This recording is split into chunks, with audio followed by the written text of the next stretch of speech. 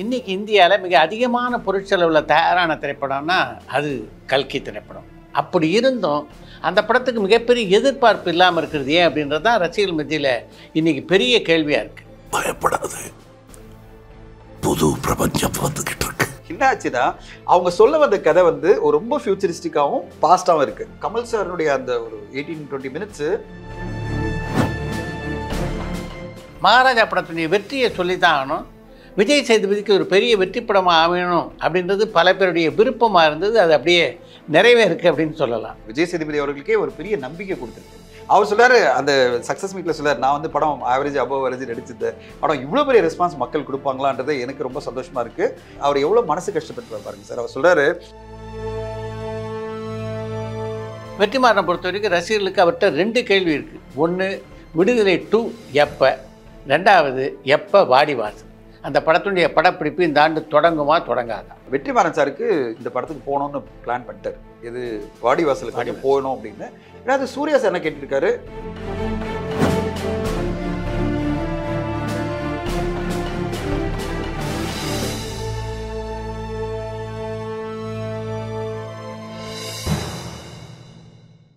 இன்றைக்கி இந்தியாவில் மிக அதிகமான பொருட்செலவில் தயாரான திரைப்படம்னா அது கல்கி திரைப்படம். அப்படி இருந்தும் அந்த படத்துக்கு மிகப்பெரிய எதிர்பார்ப்பு இல்லாமல் இருக்கிறது ஏன் அப்படின்றது தான் ரசிகர்கள் மத்தியில் இன்றைக்கி பெரிய கேள்வியாக இருக்குது. சார் அந்த படம் வந்து ஒரு ஃபியூச்சரிஸ்டிக்கான படம்.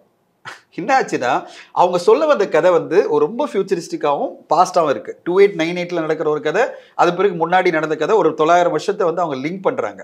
அதாவது 2024 to 2898னா 800-850 வருட காலத்தை லிங்க் பண்ணும்போது ரொம்ப அட்வான்ஸான ஒரு திங்கிங்கில் ஒரு கதை சொல்லும்போது சார், அது படம் வந்த பிறகு தான் பெருசாக பரபரப்பு வரும். ஓகே, இது யதார்த்தமான ஒரு பாகுபலி கதை இல்லை சார். சார் பாகுபலி கதை நம்ம அம்புலி மாமா கதை, நம்ம எல்லாருக்கும் பிடிச்ச கதை எது சார்? அம்புலி மாமா கதை, ராமாயண கதை, மகாபாரத கதை. இந்த 3 தான் நம்ம எப்பவுமே சொல்லுவோம். இதில் எதுவுமே சிம்பிளிஸ்டிக்காக இருக்கணும், இல்லை விக்ரமாதித்தன் கதை. காம்ப்ளிகேட்டடாக சொல்லணும்னா விக்ரமாதித்தன் கதை, நல்ல திரைக்கதையோ சொல்லணும்னா விக்ரமாதித்தன் பேத்தாள் கதை. இப்போ நம்மளுக்கு எல்லாமே சின்ன வயசுலேருந்தே பழகினது கதை இந்த கதைகள் தான். நம்ம இப்படி தான் சிம்பிளாக கதை சொல்லி தான் பழக்கமே தவிர ரொம்ப அட்வான்ஸாக சொன்னோம்னா ஐயோ ஒன்றுமே புரியலையே மண்டையில் ஏறுது அப்படின்னு சொல்லுவோம். இந்த கதை பொறுத்தவரையும் ஒரு பிரமாதமான முயற்சி தான் எனக்கு எல்லாம் சொல்கிறாங்க. சார் எனக்கு படம் பார்த்துட்டு ஹிந்தியில் டப்பிங், ஹிந்தியில் வந்து சென்சர் ஆயிருக்கு சார். அப்போது எனக்கு கால் பண்ணியெல்லாம் பேசினாங்க. அவங்க என்ன சொல்கிறாங்க அந்த மீடியாவில், சார் படம் அவ்வளோ பிரமாதமாக இருக்குது, அப்படியே கூஸ் பம்ப் வருது. இப்படியெல்லாம் ஒரு மனிதன் திங்க் பண்ண முடியுமா? அதாவது இவ்வளோ தொலைவு ஒரு கிரியேட்டர் வந்து புதுமையான விஷயங்களை சொல்ல முடியுமா அப்படின்னு எல்லாருமே சொல்கிறாங்களா. ஸோ அவங்களுக்கே ஆச்சரியமாக இருக்குது. 3 படம் வந்து அப்படி என்கேஜ் பண்ணுது நம்மளை. அவ்வளோ விஷயங்கள் இருக்குது. கமல் சாருடைய அந்த ஒரு 18-20 மினிட்ஸு பிரமாதப்படுத்திருக்காரு. அமிதாப் பச்சனுடைய ரோலும் சரி, இவருடைய ரோலும், தீபிகா படுகோன் ரோலே, பிரபாஸ் வந்து ரொம்ப அந்த கரெக்டான வந்து கேரக்டராகவே இருக்காராம். இது எல்லாமே படம் வரதுக்கு முன்னாடி இந்த ஹைப் வர முடியாத காரணம் வந்து இந்த கதை வந்து அவங்க சொல்கிற எந்த ட்ரெயிலரும் டீசரும் நம்மளுக்கு ஈஸியாக கனெக்ட் ஆகக்கூடிய ஒரு விஷயம் இல்லை. ஈஸியாக கனெக்ட் ஆகக்கூடிய விஷயம் இல்லை. அதனால இப்போ செகண்ட் ட்ரெயிலர் கொண்டு வராங்க. இன்னும் கொஞ்சம் ஈஸியாக புரிய வைக்கிறதுக்காக ஒன்று ட்ரெயிலர் வருது. இப்போ இந்த வாரத்துக்குள்ளே ரிலீஸ் பண்ணிடுறாங்க. நாளைக்கு ரிலீஸ் பண்ணிடுறாங்க. அது பிறகு ஓரளவு ஒரு புரிதல் வந்துடும் நினைக்கிறேன். ஆனாலும் இட்ஸ் டூ லேட். அந்த ஒரு பெரிய ஹைப்பை கிரியேட் பண்ணுறதுக்கான டைம் இல்லை. ஆனால் சார் படம் வந்த பிறகு இந்த படம் மக்கள் மத்தியில் பற்றிக்கும், பெருசாக வந்து பெரிய லெவலில் ரெஸ்பான்ஸ் இருக்கும் தான் எல்லாரும் சொல்கிறாங்க. நானும் அதை நம்புகிறேன். ஏன்னா அவ்வளோ தொழில் கான்ஃபிடென்ட்டாக சொல்லும்போது எனக்கு ஒரு நம்பிக்கை இருக்குது. பட் படங்கள் நிறைய பார்த்தீங்கன்னா அந்த இந்த தேதி வருது இல்லை, 28ஆம் தேதி வருது, 7ஆம் தேதி வருது. அது பிறகு படங்கள் ஒன்றும் பெருசாக இல்லை. அடுத்ததாக ஒரு ராயன் இருக்குது, அடுத்ததாக இது அப்படி. அதனால அந்த படம் பெருசாக ஓடுறதுக்கான வாய்ப்புகள் நிறைய இருக்குது. கூலி திரைப்படம் இந்த மாதம் படப்பிடிப்பு தொடங்குறதா இருந்தது. 1 ஜூலை நான் அப்பயே சொன்னேன். 1 ஜூலை தான் சொன்னீங்க. 1 ஜூலை. இப்போ அதில் வந்து முக்கியமான 2 நட்சத்திரங்கள் இணைய போகிறதா நான் கேள்விப்பட்டேன். ஒன்று பகத் பாசிலும், இன்னொன்று நாகார்ஜுனாவும் அந்த படத்தில் இணைய இருக்காங்கன்னு. இப்போ பார்த்தீங்கன்னா ரஜினிகாந்துடைய பெரும்பாலான படங்களில் எல்லாம் ஒரு குட் பேக்கேஜிங்காக இருக்குது. ஒரு பக்கம் சவுத்தில் வந்து கன்னடத்துலேருந்து, தெலுங்குலேருந்து, மலையாளத்துலேருந்து நல்ல நல்ல ஸ்டார்ஸு, சில படங்களில் ஹிந்திலேருந்து நல்ல நல்ல நட்சத்திரம் கொண்டாடுறாங்க. பார்க்குறதுக்கே வந்து இப்போ ஓடிடி பிஸ்னஸ்க்காகட்டும் ஒரு விஷுவல் ட்ரீட்டாகவே பார்த்தீங்கன்னா நல்லா அமையறதுக்கு வாய்ப்பு இருக்குது. இப்போ கூலி திரைப்படத்தை தொடர்ந்து நெல்சனுடைய இயக்கத்தில் ஜெயிலர் 2 ஸ்டார்ட் ஆகிடும்னு நினைக்கிறேன். அடுத்து நிறைய படங்கள் அறிவிப்பு இருக்குது. இந்த 2ல் பார்த்தீங்கன்னா ஒரு பக்கம் சார்பட்டா பரம்பரை 2, இன்னொரு பக்கம் கைதி 2, இன்னொரு பக்கம் சர்தார் 2 அப்படின்னு நிறைய 2 இருக்குது. இந்த 2 எல்லாம் எப்போ? இன்னொன்று தனி ஒருவன் 2, இப்படி இத்தனை 2 இருக்குது. இதெல்லாம் எப்போ வரும்? 2025 வரும் சார் எல்லாமே. சார் நான் வந்து இப்போ நீங்கள் ட்ரேட் கேட் பார்த்தீங்களா, அதில் இந்த சீக்குவல் பற்றி நான் எழுதியிருந்தேன், ஒரு ஆர்டிக்கிளே போட்டிருந்தேன். எத்தனை சீக்குவல்னா 20 சீக்குவல் வருது. 20 லிஸ்ட் பாருங்க. நீங்கள் வேணா அதை பாருங்க. ஒரு பேஜ் ஃபுல்லாக எழுதியிருக்கேன். 20 சீக்குவல் வருது சார். அப்பா தமிழ நான் சொல்றது, தமிழ மட்டுமே 20 சீக்குவல். அவ்வளோ சீக்குவல் என்ன காரணம்னா ஒரு தேசிக ராஜா 2ன்னு பண்றாங்க. ஆமா, ஓகேங்களா? அப்போ என்ன காரணம்? ஏதோ ஒரு வகையில் ஒரு அடையாளம் நம்மளுக்கு கிடைக்குது உடனே. இப்போ நீங்கள் ஒரு ஹிட்டான ஒரு படத்துக்கு நீங்கள் போடும்போது சார் இன்னைக்கு ஹையஸ்ட் லெவலில் எதிர்பார்ப்பு இருக்குது பார்த்தீங்கன்னா கைதி 2. ஆமாம், அது ஐகானிக்காக மாறி போச்சு. இப்போ அடுத்ததாக விக்ரம் 2க்கு பெரிய எதிர்பார்ப்பு, ஜெயிலர் 2க்கு பெரிய எதிர்பார்ப்பு அப்படின்னு ஒரு ஹிட்டான ஒரு படத்துக்காக, அதுக்காக இல்லை, அதில் ஒரு கண்டினியூட்டி இருக்குது, அந்த ஸ்டோரியில் ஒரு கண்டினியூட்டி இருக்குன்றதுக்காக தான் கைதி 2ல ஒரு எதிர்பார்ப்பு இருக்குது. தீரநதிகாரன்றது ஒரு கேஸ் ஸ்டடி, அதனால அது ஒரு தீரநதிகாரம் 2 சொல்கிறாங்க. இப்படி நிறைய புஷ்பா 2க்கு இவ்வளோ எதிர்பார்ப்பு சார். ஜல்லிக்கட்டு 2 கொண்டாடலான்னு பிளான் பண்ணிட்டு இருக்கேன். பண்ணுங்க சார், ஜல்லிக்கட்டு 2 பண்ணுங்க. என்னன்னா நீங்கள் பாருங்க, இன்னைக்கு புஷ்பா 2னுடைய பிஸ்னஸ் தான் சார் அதனால காரணம். புஷ்பா 2ன்றது 600 கோடி 800 கோடி பிஸ்னஸ் ஆகுதுன்னா அது புஷ்பா 2 தான் காரணம். அதுதான் நிறைய பேர் கம்பேரிசன் சொல்கிறாங்க. கல்கி பார்த்தீங்கன்னா அவ்வளோ பெரிய பொருட்செலவில் தயாராகிற படம், அதுக்கு இல்லாத ஹைப் வந்து புஷ்பாக்கு. புஷ்பா தான் ஹையஸ்ட் லெவலில் பிஸ்னஸ் வைஸ். அவ்வளோ பெரிய அது காரணம் வந்து அது புஷ்பா பண்ண நடந்த வெற்றி. அவ்வளோ பெரிய வெற்றி அடைஞ்சது இவ்வளோ பெரிய ஒரு எதிர்பார்ப்பு இருக்குது சார். இன்னைக்கு எல்லாருமே சொல்கிறது பார்த்தீங்கன்னா நிறைய படங்களுக்கு வந்து சீக்வல் கொண்டு வரணும், அதில் தான் தனியாக 2 சொல்கிறீங்க. இப்படி பல படங்கள் சார்பேட்டா 2 வந்து அதில் கதையில் ஸ்கோப் இருக்குன்னு சொல்லிட்டு அவங்க பண்ணுறாங்க. பட் ஆனால் சீக்வல் எப்படி இருக்கணுன்றதை பற்றி நான் அதில் எழுதியிருக்கேன். அதில் என்ன சொல்கிறேன் சார், சீக்வல் ஒரு லாஜிக்கல் எக்ஸ்டென்ஷனாக இருக்கணுமே தவிர ஃபோர்ஸ்ஃபுல்லாக ஒரு பேருக்காக வைக்கக்கூடாது. எனக்கு ஒரு சின்ன ஒரு இது இருந்தது, டிஸ்டர்பன்ஸ் இருந்தது. மிஷ்கின் சார் வந்து ஒரு இன்டர்வியூவில் சொல்லியிருந்தாரு, அது பிசாசு 2 டைட்டிலே சும்மா வச்சது பிஸ்னஸ்க்காக அப்படின்னாரு. ஆக்சுவலி பிசாசுக்கும் பிசாசு 2க்கும் சம்மந்தம் இல்லைன்னாரு. அப்போ எனக்கு அது டிஸ்டர்ப் ஆகுது. அப்போது பிஸ்னஸ்க்காக நீங்கள் வச்சிங்கன்னா மாட்டுவீங்க. நீங்கள் பிஸ்னஸ் பேர் மட்டும் போட்டுட்டு பிசாசு 2 வச்சிங்கன்னா அதனால பிசாசு 2 வந்துடுறது இல்லை. கொஞ்சம் ரிலேட்டிவ். நான் சொல்லல, அவர் சொன்னார் இது வந்து பிஸ்னஸ்க்காக வச்சேன்னு சொன்னார். எனக்கு ஒரு மாதிரி டிஸ்டர்ப் ஆயிடுச்சு. ஏன் சார் அப்படி, அவரும் காம்ப்ரமைஸ் ஆகிறாருன்னு. அவர் என்ன சொல்லாரு, அவங்க கம்பல் பண்ணாங்க அதனால பிசாசு 2 வச்சேன்றாரு. நான் என்ன சொல்ல வரேன்னா, ஒரு கதை லாஜிக்கலாக அதனுடைய எக்ஸ்டென்ஷனாக அந்த கேரக்டராவது எக்ஸ்டெண்ட் ஆகணும், கதையாவது எக்ஸ்டெண்ட் ஆகும். இப்போ ஜெயிலர் 2 ஏன் வந்து உடனே எதிர்பார்ப்பு கூடனா அதே ஜெயிலருடைய கதை தான் சொல்ல போகிறாங்க. இல்லை, அதில் நிறைய ஸ்கோப் இருக்குது. அடுத்ததாக ஒரு முக்கியமான படத்தை நம்ம பேச மாட்டோம் சார். நீங்கள் பார்த்தீங்கன்னா விக்ரமேதா 2 வரல, அது ஓப்பன் எண்டடாக முடிஞ்ச கதை. ஆமாம், அவங்க 2 பேரும் இதே மாதிரி தான் எவ்வளோ வேணா எக்ஸ்டெண்ட் பண்ணக்கூடிய ஒரு கதை. இப்போ விக்ரமேதா பார்த்தீங்கன்னா அவங்க 2 பேருக்கு நடுவில் கடைசியில் கன் 2 பேர் வைப்பாங்க, படம் முடிஞ்சிச்சு. இப்போ ஏன் சார் 2.0 வந்தது, அந்த படம் முடியல, அந்த ரோபோ முடியாமல் அது லைட் வரும், நம்ம படம் முடிச்சிட்டாங்க. அப்போ எல்லாருக்குமே தெரியும் சீக்வல் வரப்போகுதுன்னு சொல்லிட்டு. ஸோ ஒரு கதை ஒரு லாஜிக்கல் எக்ஸ்டென்ஷனாக இருக்கிறதாலோ இல்லை அந்த கேரக்டரோட எக்ஸ்டென்ஷன் பாசிபிள் இருந்தால் தான் நீங்கள் சீக்வல் பண்ணணும். இல்லைன்னா பேருக்காக ஒரு 2 வச்சிங்களேன், அது கண்டிப்பாக நம்மளுக்கு வந்து பிரச்சனை போய் மாட்டிக்கொண்டதுக்கு நிறைய படங்கள் உதாரணம் இருக்குது. ஏன்னா நிறைய சீக்வல் அந்த படங்கள் தோல்வி அடைஞ்சிருக்கு. தமிழில் எக்கச்சக்கமான 2 பார்த்துருப்பீங்க தோல்வி அடைஞ்ச படங்கள். ஏன்னா பேருக்காக வச்ச படங்களை தவிர, அதாவது இந்த பேரை வச்சா பிஸ்னஸ் பண்ணிடலான்னு வச்ச படங்களை தவிர இது கிடையாது. இப்போ நீங்கள் இது கல்கி வாங்க சார். இப்போ கல்கியினுடைய இதுக்கு சொல்கிறீங்களா காம்பினேஷனு, இப்போ நீங்கள் இந்த காம்பினேஷன்லாம் ஏன் வருதுன்னு பார்த்தீங்கன்னா, கல்கி ஏன் சார் இவ்வளோ ஒரு பெரிய படமாக வியாபாரமாக இருக்குது. சேட்டலைட் டிஜிட்டல் அவ்வளோ பெரிய வியாபாரமாக இருக்குது சார். ஹிந்தி டப்பிங் பெரிய வியாபாரமாக இருக்குது. தியேட்டர்கள் ரேட்டு ஆந்திராவில் மட்டுமே 125 130 கோடி போயிருக்கு. ஏன் சார், அங்கே பாருங்கள், பிரபாஸ்லேருந்து தீபிகா படுகோலேருந்து திஷா பாட்டேலேருந்து கமல் சார், அமிதாப் பச்சன் அப்படின்னு ஒரு பெரிய கூட்டணி இருக்கும்போது பெரிய பேக்கேஜ். அதை விட சார் அதில் கேமியோவில் எக்கச்சக்க பேர் இருக்காங்களாம். அதை சொல்ல மாட்டேன்றாங்க. துல்கர் இருக்காருன்றாங்க. துல்கர் வந்து ஒரு கேமியோ ரோல்ல வந்திருக்காரு. இதெல்லாம் நம்மள வெளியில வரல, அதுல இருக்கு. இன்னும் 3 பேர் கேமியோ பண்ணியிருக்காங்க. அந்த கேமியோ வந்து வெளியில பேசல. இப்போ பசுபதி ஒரு முக்கியமான ஏதோ பண்ணியிருக்காங்க. அது ஏன்னா துல்கர் ஆல்ரெடி அவங்க படத்தில் பண்ணியிருக்காரு, எது வைஜெயந்தி மூவிஸில். அதனால அவங்கள வந்து ஒரு கேமியோ யூஸ் பண்ணியிருக்காங்க. இப்படி நிறைய அந்த படத்தில் வந்து எல்லா இடத்துலையும் பெரிய அட்ராக்ஷன் இருக்குது படத்தில்.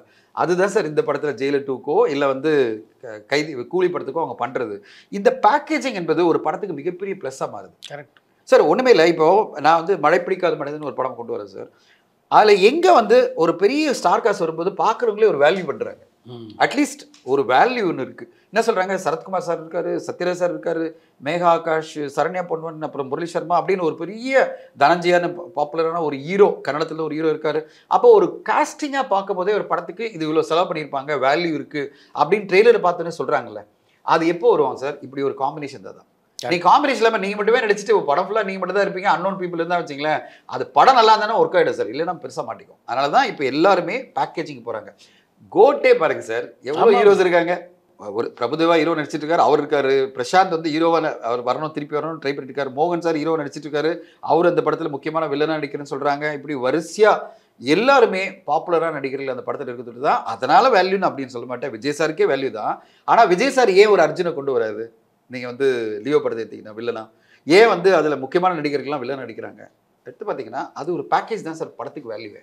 இல்லை இப்போ அந்த ட்ரெண்டு மாறிடுச்சு. அதை வந்து எல்லா ஹீரோஸும் அண்டர்ஸ்டாண்ட் அண்டர்ஸ்டாண்ட் பண்ணிருக்காங்க. பண்ணிக்கிறேன். இது கொஞ்ச நாளைக்கு முன்னாடினா சாத்தியமாக இருக்கும்னா ஆகாம கூட இருந்திருக்கலாம். கரெக்ட். இன்றைக்கி வந்து இந்த மார்க்கெட்டு ரொம்ப விரிவடைஞ்சிருக்கு. அதாவது ஒன்று தமிழ் மட்டும் இல்லை, தமிழ், தெலுங்கு, மலையாளம், கன்னடம், ஹிந்தின்னு எல்லா லாங்குவேஜ்லேயும் நம்ம தமிழ் படங்கள் போகுது அப்படின்றத ஹீரோஸும் உணர்ந்திருக்காங்க. அதனால தான் இது மாதிரி காஸ்டிங் வந்து அவங்களும் அக்செப்ட் பண்ணிக்கிறாங்க. அவங்களுக்கு இம்பார்ட்டன்ஸ் இருக்கிறதையும் இவங்க ஒத்துக்கிறாங்கல்ல. கண்டிப்பாக சார். நீங்கள் ஜல்லிக்கட்டுல ஏன் சார் சிவாஜி சார் வச்சிங்க? அது சத்யராஜ் சார் வச்சு விட்டு போலே நீங்க சிவாஜி சார்ன்ற ஒரு லெஜெண்டு கூட இருந்தா அந்த கதைக்கு அந்த கேரக்டருக்கு அந்த கேரக்டர் வந்து ஜல்லிக்கட்டுல அவர் பண்ணது வந்து ஒரு பெரிய பிளஸ்ஸா இருந்தது இல்ல. இப்போ அதுதான் அந்த படத்துடைய வெற்றியே. அதான் சொல்றேன். சிவாஜி மாதிரி ஒரு லெஜெண்டு, அவர் ஒரு கிருஷ்ணன் மாதிரி வழிகாட்ட, இவர் அர்ஜுனன் மாதிரி செயல் வீரரா இருக்காரு. அவர் கூட்டு போவாரு. நீங்க வந்து இதுல கொண்டு ஹெலிகாப்டர்ல கூட்டு வந்து பண்ணும்போது நான் பார்த்தேன், என்னடா மனுஷன் என்னென்ன ட்ரை பண்றாங்கப்பா அப்படின்னு. அந்த காலத்துல நீங்க ட்ரை பண்ணியாச்சு. சிவாஜி சாரும் அதை ஒத்துக்கிறாரு, சத்யராஜ் சாரும் அதை ஒத்துக்கிறாரு. சத்யராஜ் சார் நினைச்சிருந்தா அந்த கேரக்டர் சின்னதா ஒருத்தர் போட்டுங்கன்னு சொல்லலாம்ல, எதுக்கு இவ்வளவு பெரிய லெஜெண்டை கொண்டு வரீங்கன்னு சொல்ல அப்படி சொல்ல. ஸோ எல்லாமே சார் காம்பினேஷன் என்பது ஒரு அட்ராக்ஷன் எப்பவுமே சினிமாவில். மகாராஜா படத்துடைய வெற்றியை சொல்லித்தான் ஆகணும். விஜய் சேதுபதிக்கு ஒரு பெரிய வெற்றி படமாக அமையணும் அப்படின்றது பல பேருடைய விருப்பமாக இருந்தது. அது அப்படியே நிறைவேறுக்கு அப்படின்னு சொல்லலாம். ஒரு திரைப்படத்தினுடைய வெற்றி சார் ஒரு ஐகானிக் வெற்றியாக மாறணும். வணிக ரீதியில் 500 கோடி 300 கோடி 400 கோடிலாம் வெற்றி இல்லை சார். கரெக்ட். எது ஐகானிக்காக பேசப்படும்னா காலங்காலமாக எந்த திரைக்கதை பெருசாக பேசப்படுதோ, எது ஒரு பெஞ்ச்மார்க் திரைக்கதையாக மாறுதோ சார், அதுதான் இண்டஸ்ட்ரிக்கு பெரிய சக்ஸஸ். இன்னைக்கு சார் மலையாள சினிமாலேருந்தோ ஹிந்தி சினிமாலேருந்தோ எல்லாருமே வந்து மகாராஜனோட திரைக்கதை பற்றி பேசுகிறாங்க. ஒரு திருஷ்யம் பேசப்பட்டது சார். கரெக்ட். 10 வருட காலம் முன்பு ஒரு திருஷ்யம் திரைக்கதை வந்து பேசப்பட்டது. ஒரு சாதாரண கதையில திருஷ்யம் கதையில இவ்வளோ புத்திசாலித்தனத்தை பண்ண முடியுமா? மகாராஜா அதே பண்ணியிருக்காங்க. ஒரு சாதாரண ரிவெஞ்ச் ஸ்டோரி சொன்ன விதம், அந்த நான் லீனியர்ல கதையை மிக்ஸ் பண்ணி அது பிறகு கடைசியில கிளைமேக்ஸ்ல ஒரு ட்விஸ்ட்டை கொண்டு வந்து கடைசி ஷாட்லயும் ஒரு ட்விஸ்ட்டை கொண்டு வந்து வைக்கும் போது என்ன ஆகுதுன்னா, திரைக்கதையில இவ்வளவு விஷயம் பண்ண முடியுமா ஒரு இயக்குனரால அப்படின்றத கிளியரா ப்ரூவ் பண்ணியிருக்காரு நிதிலன். இப்போ இந்த திரைக்கதை வெற்றி தான் சார் ஒரு உண்மையான திரைப்படத்தினோட வெற்றி.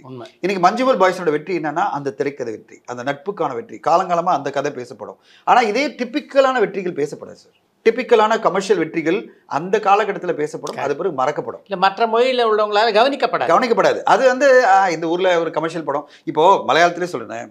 இப்போ நீங்கள் எடுத்தீங்கன்னா மம்முட்டி சாரே வந்து தொடர்ந்து வேரியேஷனாக படம் பண்ணிட்டு இருக்காரு. ஒரு பிரம்மயுகம் பேசப்படாது சார். அதனுடைய ஐகானிக் கிரியேஷனுக்காக டர்போ பேசப்படாது. டர்போ வந்து பெரிய வணிக ரீதியாக பண்ணியிருக்கு. அவருடைய படம் வந்து பார்த்தீங்கன்னா கான்ட்ரவர்சி. அப்போ நான் கான்ட்ராஸ்டாக படம் கொடுக்குறாரு பாருங்க. ஒரு சைடில் பிரம்மயுகம் கொடுக்குறாரு, இன்னொரு சைடில் டர்போ கொடுக்குறாரு. டர்போ வந்து 20 பேர் அடிக்கிறாரு, அது வந்து கமர்ஷியல் வெற்றி. ஓகே 40-50 கோடி. ஆனால் பிரம்மயுகம் என்ன ஐகானிக், என்ன பிளாக் அண்ட் ஒயிட்ல என்ன நடிப்பு, இதுதான் பேசிட்டே இருப்பாங்க சார். ஸோ நம்ம சினிமா பொறுத்தவரையும் தமிழ் சினிமாவுக்கு மகாராஜா கொடுத்த விஷயம் என்னன்னா, மலையாளத்தில் எப்படி வந்து ஐகானிக்கான படங்களை கொண்டாடப்படுதோ அது மாதிரி 10 வருடம் 20 வருட காலம் கடந்த பிறகும் ஒரு ஸ்க்ரீன் பிளே அப்படி பெஞ்ச் மார்க்னா அதுக்கு வந்து கண்டிப்பாக மகாராஜா ஸ்க்ரீன் பிளே பேசப்படும். அதனால தான் இவ்வளோ பெரிய வெற்றி. அதனால தான் வந்து இன்னைக்கு வந்து விஜய் சேதுபதி அவர்களுக்கே ஒரு பெரிய நம்பிக்கை கொடுத்துருக்கு. அவர் சொல்லாரு அந்த சக்ஸஸ் மீட்டில் சொல்லார், நான் வந்து படம் ஆவரேஜ் அபவ் ஆவரேஜ் நடிச்சிருந்தேன், படம் இவ்வளோ பெரிய ரெஸ்பான்ஸ் மக்கள் கொடுப்பாங்களான்றது எனக்கு ரொம்ப சந்தோஷமாக இருக்குது. என் பேரை போட்டு அவர் எவ்வளோ மனசு கஷ்டப்பட்டு பாருங்க சார். அவர் சொல்கிறாரு, என் பேனர் போட்டால் மக்கள் வரமாட்டாங்க அப்படின்னு என்ன ஃப்ரெண்ட்ஸே சொன்னாங்க. ஆனால் இன்னைக்கு இவ்வளோ பெரிய ஹவுஸ்ஃபுல்லாக இவ்வளோ பெரிய ரெஸ்பான்ஸோட படம் போகுது. இப்போ படம் பார்த்தீங்கன்னா 60 கோடி கிட்டே வந்து வேர்ல்டு வைடு பண்ணியிருக்கு சார். நம்ம ஒரு வாரத்தை நம்ம பேசிட்டு இருக்கோம், 60 கோடியை தாண்டி இருக்கு. 100 கோடியை எட்டுறதுக்கு வாய்ப்பு இருக்குன்னு சொல்றாங்கல்ல. இதுதான் சார் ஒரு உண்மையான திரைக்கதையோட வெற்றி. இது கமர்ஷியல் எலிமெண்ட் கிடையாது, ரொமான்ஸ் கிடையாது, சாங்கு கிடையாது. என்ன சொல்றீங்க, ஒரு சாங் இல்லை, பின்னாடி பேக்ரவுண்ட்ல ஒரு சாங் போகுது. ஒரு சாங் கிடையாது, ரொமான்ஸ் கிடையாது, லவ் இன்ட்ரெஸ்ட் கிடையாது. ஆனால் ஒரு சூப்பரான திரைக்கதை இல்லை. எந்த நிர்பந்தத்துக்கும் ஆளாகாம நித்திலன் படம் பண்ணி அதை காம்ப்ரமைஸே இல்லாமல் பிரமாதமான ஒரு கதையை கொடுத்துட்டுனா இனி மகாராஜா ஒரு பெஞ்ச் மார்க் படமாக மாறி இருக்கு. இது மாதிரி தொடர்ந்து நல்ல படங்கள் வந்ததுன்னா கண்டிப்பாக தமிழ் சினிமாவும் மலையாள சினிமாவில் தான் கிரேட் சினிமா வருது, இல்லை தமிழும் கிரேட் சினிமா வரும்னு சொல்லுவாங்க. வெற்றிமாறனை பொறுத்த வரைக்கும் ரசிகர்களுக்கு அவர்கிட்ட 2 கேள்வி இருக்குது. ஒன்று, விடுதலை 2 எப்போ, 2வது எப்போ வாடிவாசல். அந்த படத்துடைய படப்பிடிப்பு இந்த ஆண்டு தொடங்குமா தொடங்காதா? சார் எனக்கு தெரிஞ்சு அந்த படம் அக்டோபர் நவம்பர் கண்டிப்பாக. அவங்க தீபாவளி வரமாட்டாங்க. ஏன்னா தீபாவளி இப்போ வந்து நம்ம இப்போ தான் பேசணும், விடாமுயற்சி வந்துட போது சொல்கிறாங்க. அடுத்ததாக பெரிய படங்கள்லாம் பேசிகிட்டு இருக்காங்க. அது எந்த படம் கேட்சப் பண்ணவும் தெரியாது, எது கம்ப்ளீட் ஆகுதோ அது கண்டிப்பாக வந்துடும். அதனால் அதில் போய் முட்ட மாட்டாங்க சார், அந்த டேட்டில் போய் முட்ட மாட்டாங்க. ஆனால் டெஃபினட்டாக வந்துடுவாங்க. அக்டோபர் நவம்பரில் வந்துடணும். என்ன காரணம்னா, வெற்றிமாறன் சாருக்கு இந்த படத்துக்கு போகணுன்னு பிளான் பண்ணிட்டார். இது வாடிவாசலுக்கு போகணும் அப்படின்னு. கண்டிப்பாக அக்டோபர்லேயோ நவம்பர்லேயோ ஷூட்டிங் ஆரம்பிச்சிடணும் பிளானில் இருக்கார். அப்போது அவர் செப்டம்பருக்குள்ளே இந்த படத்தை ஹேண்ட் ஓவர் பண்ணணும் அப்படின்ற இதில் தான் இருக்காரு. நான் ஸ்டாப்பாக ஒர்க் போயிட்டு இருக்கு அவங்க டீமில். அவர் அவ்வளோ பிஸியாக இருக்காரு. என்னன்னா டிட்டர்மைண்ட் ஆகிட்டார், இந்த படத்தை இப்போ கொண்டு வந்துடணும், இல்லைனா பிரச்சனை ஆகிடும் அப்படின்னு. அதாவது தன்னை டிலே பண்ண மாதிரி ஆகிடும். ஏன்னா அது சூர்யா சார் என்ன கேட்டிருக்காரு, இருக்கா இல்லையன்ற ஒரு இதுக்கு வந்தாச்சு. அதாவது இருக்குன்னா நான் கமிட் பண்ணோம்ல, இப்போ நான் கமிட் பண்ணணும்னா என்னுடைய படம் இப்போ முடியுது. இப்போ செப்டம்பர்ல அவர் முடியுது சார் இந்த படம். இப்போ கார்த்திக் சுப்ராஜ் படம் செப்டம்பர்ல முடியுது. நான் ஸ்டாப்பா ஷூட்டிங் அது. அதை வந்து செப்டம்பர் அக்டோபருக்குள்ள முடிச்சுட்டு அவர் அடுத்த படம் போகணும்னு இருக்காரு அவரு. இப்போ அவருக்கு டிட்டர்மைன் பண்ணி ஆகணும்ல, எனக்கு படம் வந்து நீங்க ஆரம்பிக்கிறீங்களா இல்லையா, அந்த ஒரு கேள்விக்கு பதில் சொல்லி ஆகணும்ல. இப்போ நான் பண்ண போறது இல்லை இந்த வருஷம்னா அப்போ வெற்றிமாறன் சார் சொல்லி ஆகணும் சூர்யா சாருக்கு. ஏன்னா நவம்பர்ல இருந்து வேற படம் போயிடுவார், நடுவில் ஒரு மாசம் பிரேக் எடுத்து அவர் திருப்பி அடுத்த மாசம் போயிடுவார். அப்போ செப்டம்பருக்குள்ள படத்தை முடிக்க போறாரு வச்சுங்களா, அவருக்கு ஜூலை ஆகஸ்ட் செப்டம்பர் படத்தை முடிச்சிடுவார். ஏன்னா அவங்க அந்த மாதிரிலாம் இப்பயே பார்த்தீங்கன்னா 20 நாள் தாண்டிடுச்சு, படம் நான் ஸ்டாப்பா போயிட்டு இருக்கு. இப்போ நான் கேட்க வருது, அப்போ வெற்றிமாறன் சார் இருக்கிற கேள்விக்கு சூர்யா சார் கேட்குற கேள்விக்கு பதில் சொல்லி ஆகணும். இப்போ அவருக்கு வந்து கிளியரா சொல்லிட்டாரு, இல்லை சார் நம்ம படம் ஷூட்டிங் போறோம் அப்படின்றதான் நான் கேள்விப்பட்டேன். கண்டிப்பாக நம்ம ஷூட்டிங் போகிறோம், அக்டோபரில் போயிடலாம் சார், நீங்கள் அதுக்கேற்ற மாதிரி ரெடி ஆகிங்கன்னு சொல்லிட்டாரு. இப்போ அதனால் எனக்கு நம்பிக்கை இருக்குது, வாடிவாசல் தொடங்கணும், அதனால் வந்து இந்த படம் வந்தே ஆகணும். அதுக்கான முயற்சிகளை தான் வந்து இப்போ வெற்றிமாறன் சார் இருக்காரு. வெகு விரைவில் படத்தை முடிச்சு கொண்டு வந்துடுவார் நம்பிக்கை இருக்குது. அவருடைய வாடிவாசல் இந்தியன் சினிமாவை எதிர்பார்க்குற ஒரு படம், அதனால் அவருடைய மைண்ட் செட்டும் அதில் இப்போ ஆரம்பிச்சிடுச்சு. சரி இது முடிச்சாச்சு, இதுக்கு நம்ம ரிலீஸ் பண்ணிடுவோம், அதுக்கு போயிடுவோன்ற ஒரு மனநிலை வந்திருக்காரு. சினிமாவுக்கே நல்லது அது கண்டிப்பாக. ஓகே, நெக்ஸ்ட் வீக் சந்திப்போம். Thank you sir, thank you. பரபரப்பான சினிமா செய்திகள், நட்சத்திரங்களின் பேட்டிகள், சினிமா வரலாறு ஆகியவற்றை பார்க்கவும் படிக்கவும் உங்களுக்கான இணையதளம் tourantalkies.co.